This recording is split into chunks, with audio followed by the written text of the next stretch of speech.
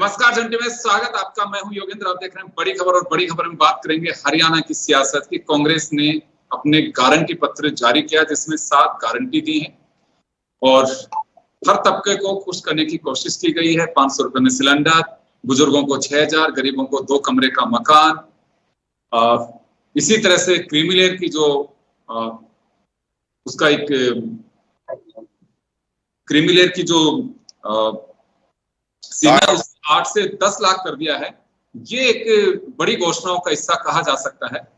तो चले हम चर्चा करेंगे और चर्चा मैनिफेस्टो को लेकर के करेंगे। बीजेपी का साफ कहना है कि डपोस्ला है और इन गारंटियां जब पूरी नहीं होंगी, सरकारी नहीं बन रही, तो गारंटियों का फायदा क्या है। तेलंगाना मॉडल की बात की गई है और हमारे साथ इस पूरे मुद्दे पर चर्चा करने के लिए प्रमोद वशिष्ठ जी, वरिष्ठ पत्रकार, चंडीगढ़ से जुड़े हुए हैं। हमारे साथ कांग्रेस से पंगाल साहब जुड़े हैं, सुरेंद्र पंगाल जी, और मनीष नमस्कार साहब भाजपा से हमारे साथ में जुड़े हुए हैं। प्रमोद जी, आपके पास में आना चाहूंगा। सियासी पारा पूरा चढ़ा हुआ है और जैसे जैसे चुनाव की डेट नजदीक आ रही है वैसे वैसे ही राजनीतिक दल अपने पूरे पासे फेंक रहे हैं। एमएसपी की गारंटी की बात हो, जो 7 गारंटी दी है, आप कैसे देखते हैं उसे? देखो योगेंद्र जी, एक पखवाड़े बाद चुनाव है और ये तो एक चुनाव का हिस्सा है कि वो गारंटी घोषणा पत्र ये जारी करते हैं। लेकिन क्या है कि अब ये गारंटी घोषणा पत्र को देखने में सबसे बड़ी बात ये होगी कि पुराने घोषणा पत्रों को एक बार 5-10 साल के देखे जाएं। इन्होंने कितने घोषणा पत्र किस पार्टी ने क्या जारी किए और कितने घोषणा पत्र किसको क्या लाभ मिला। दरअसल घोषणा पत्र तो जारी हो जाते हैं, ठीक है, घोषणा पत्र में कोई, और आजकल इसको गारंटी नाम दे दिया कि हमारी गारंटी है, ये करके रहेंगे। लेकिन ये जो मेन जो तबका है, आज गरीब तबका है, वो बिल्कुल वही गरीब है। उसका क्या वो हुआ, जैसे राजस्थान में करोड़ी लाल मीणा जी ने एक उदाहरण बड़ा अच्छा दिया कि मेरे पड़ोस में वो रहते थे सज्जन, वो पत्थर वत्थर तोड़ते कोई पहाड़ में, वो तो आज भी पत्थर तोड़ रहे हैं और मेरे भाई अफसर बन गए और हम बढ़ते ही जा रहे हैं। तो इस चीज का लाभ वहां मिल रहा है या नहीं मिल रहा? 5 रुपए का आप सिलेंडर कर दो, उससे अगर गरीब को जिसको लाभ पहुंचना है उसके बाद पहुंच रहा है, नहीं पहुंच रहा। क्रियान्विति, घोषणा पत्र से ज्यादा बड़ी बात जो घोषणा पत्र की क्रियान्विति करना है मेरी नजर में, कि वो कहां तक क्रियान्विति उसकी हो रही है। मैनिफेस्टो कमेटी बना दी जाती है, जैसे सुरेंद्र पंगाल जी हरियाणा में कांग्रेस मैनिफेस्टो कमेटी के ये मेंबर भी रहे। क्या क्रियान्वयन की कमेटी बनेगी कि घोषणा पत्र को क्रियान्वयन करने में ये कमेटी काम करेगी? कितना काम हुआ, कितना नहीं हुआ, ऊपर से कौन मॉनिटरिंग करेगा? प्रमोद जी, हम अक्सर जब भी किसी पार्टी का जिस स्टेट में भी मैनिफेस्टो, देखिए मूल रूप से तो मैनिफेस्टो ये कोई संवैधानिक बाध्यता है नहीं, लेकिन आपको पब्लिक लगता है कि चुनाव से ठीक पहले पब्लिक से इसकी सोशल ऑडिट करानी चाहिए और ये वचनबद्ध होना चाहिए, इसको बाकायदा संविधान में लिया जाना चाहिए जो गारंटी, क्योंकि गारंटी आप देते हैं, अगर उन वादों को पूरा नहीं करते हैं तो एक तरह से धोखा भी होता है जनता के साथ में, क्योंकि उस मैनिफेस्टो की तस्वीर को देख के वोट दे रहे हैं कि हाँ मुझे ये गारंटी मिलेगी, और एक ठगावा सा महसूस जब जनता करती है तो एक तरह से ये मैं कहूंगा एक अन्याय भी कहूंगा इसे। देखो, चुनाव जो होता है योगेंद्र जी, ये संवैधानिक रूप से एक चुनाव बड़ा एक पर्व है और एक लोकतंत्र का ये चुनाव बहुत बड़ा हिस्सा है। अब उन चुनावों में अगर कोई पार्टी राष्ट्रीय इतना बड़ा वादा कर रही है कि मैं ये करूंगी, मैं वो करूंगी लोग लुभान जनता के लिए, और वो अगर पूरा नहीं हो पाता तो ये जनता के साथ धोखे से धोखा गए तो बहुत बड़ा छल है और अपराध है उस पार्टी का। और ये गारंटी जो बोल रहे हैं ये संवैधानिक से भी बड़ी गारंटी है, क्योंकि जनता के दरबार में गारंटी ली जा रही है कि हम ये करेंगे, घोषणा पूरी करेंगे और इतने समय में करेंगे। तो जो आपने ये बात कही, इसको चुनाव आयोग का ही है कि चुनाव आयोग को अपना एक हिस्सा बनाना चाहिए कि भाई आपका घोषणा पत्र क्या है और आप क्या क्या घोषणा पत्र कर सकते हैं चुनाव में, और कौन सी क्या ऐसी चीज है जिससे कोई लोग लुभावन हिस्सा तो नहीं चल जाए, जिससे जनता को आप अपनी तरफ मतलब प्रोत्साहित अपनी तरफ वो कर रहे हैं कि भाई मैं अगर ये घोषणा करूं तो मुझे वोट दो। लालच तो नहीं है वो, मेरा कहने का मतलब है। तो ये एक बड़ी चीज है। तो आपने सही कहा कि इसका बाकायदा है कि इसमें एक मोहर लगनी चाहिए संवैधानिक रूप से भी, ये घोषणा पत्र है और ये आपको इतने दिन में पूरा करना पड़ेगा। अगर कोई पार्टी इसको नहीं कर पाती तो उसके लिए भी कोई ना कोई ऐसे नियम बनने चाहिए कि नहीं करा तो उस पार्टी पर क्या जुर्माना, क्या उसके खिलाफ कार्रवाई चुनाव आयोग कर सकता है। बिल्कुल आपकी बात से सहमत हूँ। ओपीएस की गारंटी की बात कही है कि ओल्ड पेंशन स्कीम हम लागू करेंगे, 25 लाख तक का गरीबों को मुफ्त इलाज देंगे, बहुत सारी ऐसी गारंटी है। तेलंगाना मॉडल की बात कही गई है। चले पंघाल साहब, आप ही के पास में आना चाहूंगा। मैनिफेस्टो का आप तो बहुत बारीकी से समझते भी हैं कि जब कमेटी के मेंबर रहे हैं आप। दिल्ली के एआईसीसी में जारी हो गया आपका मैनिफेस्टो, 2 फेज में करा रहे हैं, दूसरे दिन आप हरियाणा में करवाएंगे। क्या लगता है जनता भरोसा कैसे करे इन मैनिफेस्टो पे? पंघाल साहब, आप सुन पा रहे हैं मुझे? पंघाल साहब, मैं वापस आता हूं आपके पास में। मनीष जी के पास में जाना चाहूंगा। मनीष जी, एक दिन पहले कांग्रेस का, अगले दिन आपका मैनिफेस्टो, तो जनता यकीन कैसे करें इन मैनिफेस्टो पे? सैनी साहब, सबसे पहले मैं आपका धन्यवाद करूंगा जयंती बुलाने के मैं लिए। योगेंद्र शर्मा। हेलो योगेंद्र जी। मनीष जी। जी योगेंद्र जी, आज ये लोग कह रहे हैं कांग्रेस वाले कि 500 रुपए में आपको सिलेंडर देंगे। अब तक कांग्रेस की सरकार रही, इन्होंने कभी 500 रुपए का सिलेंडर नहीं दिया। उस समय सिलेंडर लेने के लिए लाइनों में लगना पड़ता था जनता को। लगभग मोदी जी ने आने के बाद उज्ज्वला योजना के तहत फ्री सिलेंडर बंटवाए। आज सिलेंडर घर घर पहुंच रहे हैं। पहला सत्य जब जनता से जुड़ा हुआ, इन्होंने कभी कोई सिलेंडर 500 रुपए में नहीं दिया और ना इन्हें दे पाएंगे। मैं तो वशिष्ठ साहब की बात को जोड़ता हूँ। वशिष्ठ साहब ने एक बात कही है, जो राजनीतिक पार्टियां इस सारे सिस्टम में अपना लागू करती हैं, अपना मैनिफेस्टो लागू करती हैं, इनको क्रियान्वयन होना चाहिए। जो लागू नहीं होता उसके खिलाफ कार्रवाई होनी चाहिए। मैं मेवात जिले से बिलोंग करता हूं। अब तक हरियाणा में कांग्रेस की ज्यादातर सरकार रही है। आज आपकी जानकारी के लिए बता दूं, मेवात ऑब्लिक नूह जिला हिंदुस्तान के सबसे पिछड़े जिलों में शुमार है। जहां से मैं बिलोंग करता हूं, ये दिल्ली के जस्ट पास में है, मात्र दिल्ली 100 किलोमीटर। अभी तक हम सबसे पिछड़े जिलों में शुमार हैं।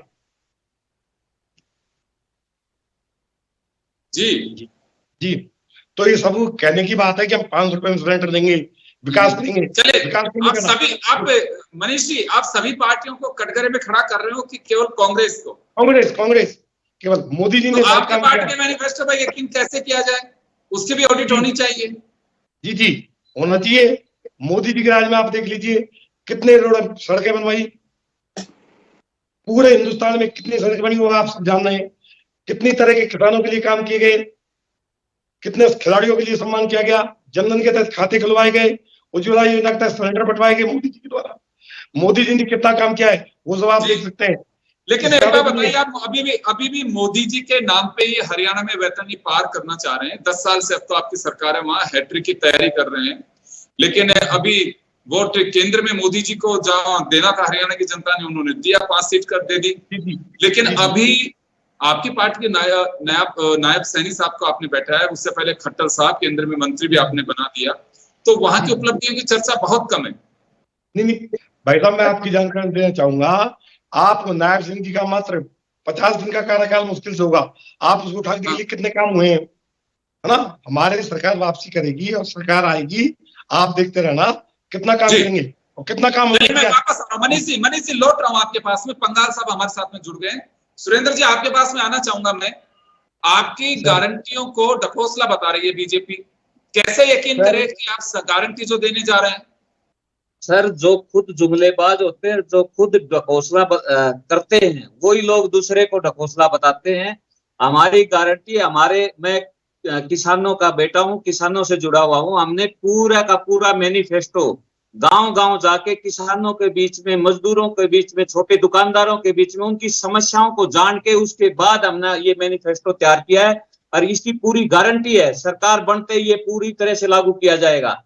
और जो ये हमारे साथी बीजेपी के कह रहे थे कि इन्होंने रोड बना दी, वैभव के टापुओं से कभी पेट की आग नहीं बुझती। आज जमीन, हर किसी को, किसान को उसके फसल का भाव चाहिए, आज हर किसी को उसके पेट में रोटी चाहिए। इन्होंने रोटी तक छीन ली, उसको तजूरी में बंद करने का काम कर रहे हैं ये लोग। बड़े बड़े धन्ना सेठों के बहकावे में आके ये मैनिफेस्टो तैयार करते हैं। हम किसान और मजदूर के कहने पे मैनिफेस्टो तैयार करते हैं। इनमें और हमारे में दिन रात का अंतर है। आप इनको बताना चाहेंगे कि किसान मजदूर जो चाहते हैं वो मैनिफेस्टो होना चाहिए, और वही सरकारों में ये कह रहे हैं रोड बना दिए। मान लिया इन्होंने रोड बना दिए, क्या रोड पे भूखा पेट कोई चलेगा? क्या चल पाएगा? कोई घर से उठ पाएगा? कोई किसान के कर्ज तले इन्होंने दबा दिया।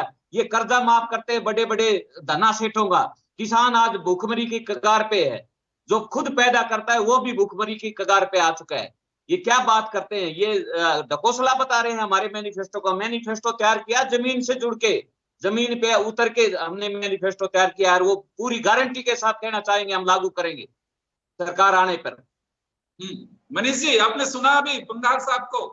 योगेंद्र जी वादा भाई है कि साहब, जरूर लागू करेंगे। योगेंद्र जी भाई साहब, पहले तो ये ख्वाब देख रहे हैं कि सरकार वापसी होगी। सड़सठ सरकार रही कांग्रेस की, क्या किया सरकार ने? हमने बिगर खर्ची के, बिगर पर्ची के नौकरियां दी हैं। भूखे पेट कहाँ चला रहे हैं? इनके टाइम में पर्ची रखी जाती थी कांग्रेस में, ये मेरा बेटा है, ये मेरा मंत्री है, ये मेरा फलाना है, इसको आप नौकरी दीजिए। हमने बिगर खर्ची, बिगर पर्ची के, बिगर जाति भेदभाव के नौकरियां दी है। पूरे हरियाणा में आप देख सकते हो, एक पैसे का कोई दागी नहीं है। हमने कभी कोई भेदभाव नहीं किया। कह रहे किसान हमारा अन्नदाता है, किसानों की हम चिंता कर रहे हैं। जितना किसानों के लिए हमने सम्मान निधि योजना चलाई है, जिसके 2,000 रुपए 3 बार हम साल में दे रहे हैं, एक एकड़ के हिसाब से। कैसे ढकोसला है? कहाँ कमी छोड़ी हमने किसानों के लिए? और आगे जो कमी होगी तो दूर करेंगे। वापसी हम करेंगे, ऐसा कुछ नहीं। कांग्रेस वाले कह रहे हैं वापसी होने का तो कोई मतलब ही नहीं है 1% भी। सरकार मोदी जी की आई है और मोदी जी की आनी है, ठीक है ना। भाजपा सरकार वापसी करेगी। जो कमियां छोटी मोटी हैं उनको हम दूर करेंगे। हमारे यहाँ कोई पैसे का मामला नहीं है, कोई भ्रष्टाचार नहीं है।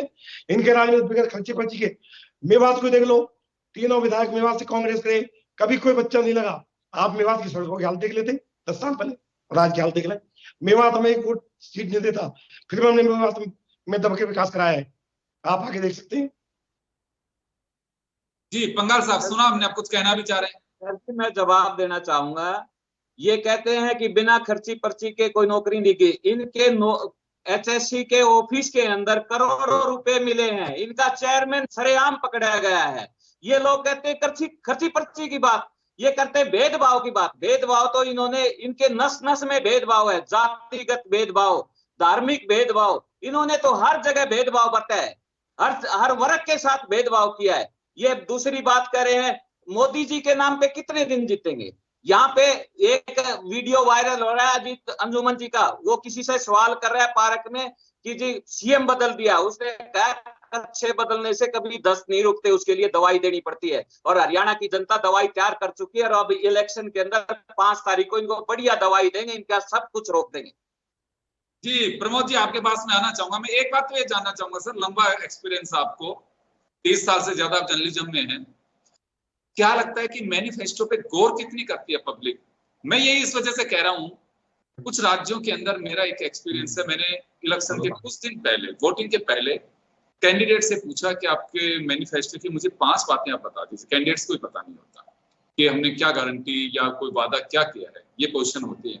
तो जनता कितना सीरियसली लेती है? देखो योगेंद्र जी, कुछ चीजें ऐसी हैं जिनको जनता बड़ा सीरियस लेती है। जैसे हरियाणा में बुजुर्ग पेंशन को बड़ा सीरियस लेते हैं। तो यहाँ 6,000 रुपये पेंशन को दिया, जो देवीलाल जी ने 100 रुपये पेंशन शुरू करी थी, चौधरी देवीलाल जी ने हरियाणा में। तो वो एक तो पेंशन को बढ़ाएगी। पेंशन पे दोनों पार्टियां मतलब आपस में टकराव हो रहा है, कौन ज्यादा दे। अभी उन्होंने 6,000 कर दिया। अब आप ये देखिए कि जो 450 सिलेंडर का बीजेपी से चलाया के लिए पूरा, यहाँ फिर 500 पे आ गया। आपके राजस्थान में भी भजन लाल जी ने किया, और काफी जगह आपको पता है सारा। तो कुछ जो चीज जो जनता से डायरेक्ट जुड़ी है, मूलभूत सुविधाओं से, अब सिलेंडर का मामला महिलाओं से जुड़ा है, तो ये देखते हैं कि भाई कौन क्या दे रहा है, कौन। लेकिन मेरा ये मानना है कि आजकल जो चुनाव है वो क्षेत्रीय, मतलब आपस में एक तो 40% तो उस पर हो गया कि वह प्रत्याशी कैसा है और हमारा उससे कितना संबंध है और हमसे उसका कैसा जुड़ाव है। मैनिफेस्टो का 30% रह गया कि भाई ये पार्टी हमको ये दे रही है, तो जीत गई तो उसको ही पकड़ लेंगे। अब ऐसे तो मैनिफेस्टो की अगर बात करें तो राजस्थान में कांग्रेस सरकार ने कितनी जबरदस्त घोषणाएं की थी।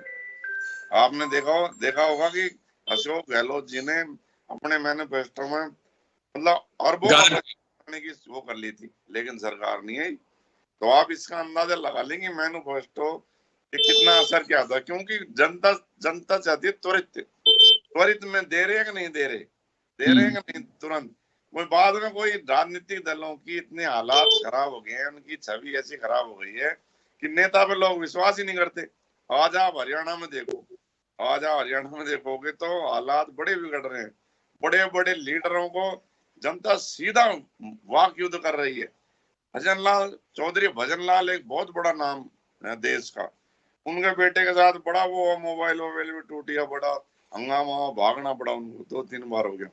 चौधरी देवीलाल एक बड़ा नाम है, डिप्टी सीएम उनके रहे हैं जो बेटे, पोते पड़पोते जो है, उनके साथ बड़ा बार बार ही हो रहा है।